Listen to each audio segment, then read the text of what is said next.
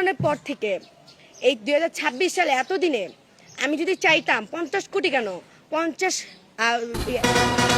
শোনা, তুমি এত কষ্ট করে কেন বলতেছ? তোমার না এখানে আঘাত লাগছে, ওই যে ছাত্রলীগের ফুলা হয় না নাকি দেওয়ালে লাগাইয়া মারছে বলে তোমারে। কত হইলো এটা না, দেওয়ালের সাথে ট্যাগ দিয়া যে মারলো আমার জিনিসটারে মাথায় ফাইটে গেছে। শোনা, তুমি এত কষ্ট করে বলতে হইবে না 50 কোটি টাকার কথা। আমি ভেঙে বলতেছি, তুমি বেশি কথা বললে যে মাথার ব্রেনের সমস্যা হবে, বুঝো না?